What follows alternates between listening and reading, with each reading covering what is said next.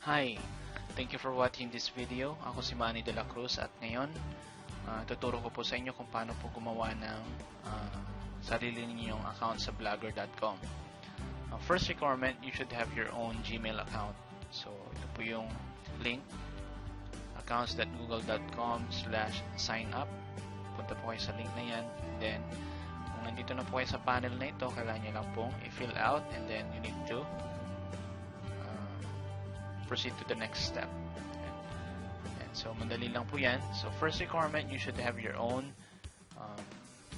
Gmail account. Yan po. And then we will proceed to the next step. Okay, so the next step will be go to blogger.com. Type po ninyo dito blogger.com. Tapos pupunta po kayo sa panel na ito. Makikita ninyo yung Gmail account ninyo mismo. And then kailangan nyo lang po login. So yan na po. So sa blogger.com/home na kayo, nasa blogger na kayo. So doon po sa blogger ninyo, halimbawa kung bago pa lang, wala po ito.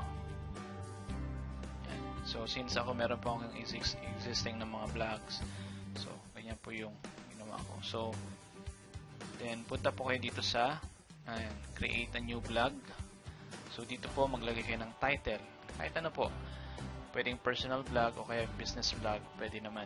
So dito naman po, kailangan nyo lang gumawa ng isang unique na URL address. Halimbawa, pangalan ninyo, juandelacruz.blogspot.com. Yun po yung magiging URL link ninyo.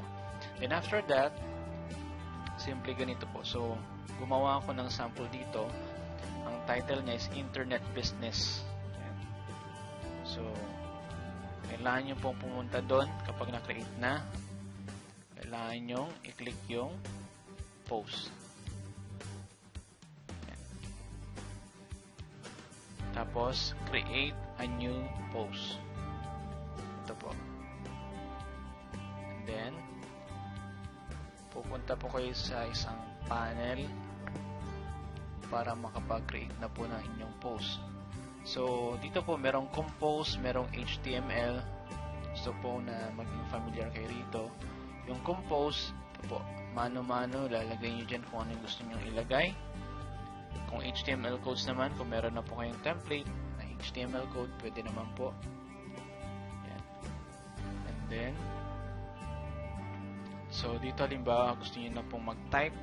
Type lang po kayo and then, yan yung pong ilagay yung mga gusto niyo ilagay. So for example, meron po ako dito naka-ready na mga sa Word may naka-ready akong mga tinype ko na kanina. So yan lang po. Copy lang natin. And then pwede naman nating i-paste na yan. Okay. So meron na pong laman yung blog ninyo. So pwede po kayo magdagdag ng picture. Gusto nyo magdagdag ng picture ninyo. Yan. Halimbawa dito, gusto nyo magdagdagan. Kung gusto nyo pong naka-center, naka-align, nakagilid, yan, justify yung pantay lang siya. Pwede po. And then, ito po yung picture, insert picture. Kailangan nyo lang pong click yun. And then, mag-a-appear po yung isang panel. Then, upload. Choose files. Upload ako ng picture ko. Halimbawa, yun yung napili ko. Okay, then click ko lang. Pag nakita ko na yung blue, yan, ibig sabihin nakaselect po siya. Yan. So, ma-add na po yung picture dito. So, kung gusto ko siyang igilid, igilid ko lang doon. Kung gusto ko siyang palitin, meron dito small, medium, large, extra large. Kung gusto nyo pong malaki, gusto nyo pong siyang maliit, pwede po. Kung gusto nyo po siyang ganyan, kung sa tingin mo interesting na malaman ito, panoorin mo itong video. Yan. Kung meron naman kayo insert na video, ganito lang po yan. Halimbawa, pupunta ka sa YouTube. Yan. Kung nasa YouTube po yung video ninyo, mas madali. Kasi kailangan nyo lang pong kunin yung HTML code.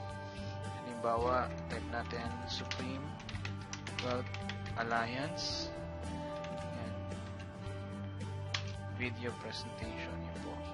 Piliin natin yung bawa ito kay kay Coach Edward po ito. Yan po. So, click nyo lang po yung share. Then, meron po dito embed code. So, ito lang po yung kailangan nyo kunin.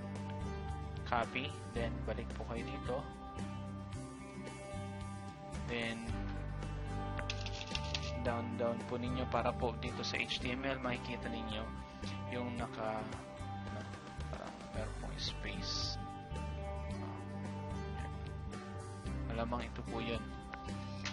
Ganyan. Tapos i-paste nyo po yung nakopy ninyo kanina. Yan, ulitin ko po, dito po yan. I-copy nyo po yan, copy, balik kayo rito, then punta po kayo dito sa gilid at i-paste ninyo. Naka-paste na siya. Paste na siya. Balik kayo sa compose at okay, nandun na po siya. So, pwede na po kayo mag-adjust ng mga spaces din. So, para madali lang. So, ganun lang po mag-add ng video. Ayan. So, pwede nyo na po kung gusto nyo siyang igitna ninyo, igitna naman siya. So, the rest, i-explore po ninyo kasi madali lang siyang matutunan. So, mag-comment lang po kayo dito sa video na to sa baba kung gusto nyo po ng additional information. Yun po yung gagawin ko sa mga susunod na recording.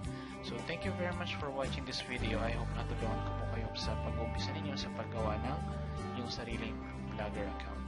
Okay, thank you and you have a great day. Bye-bye.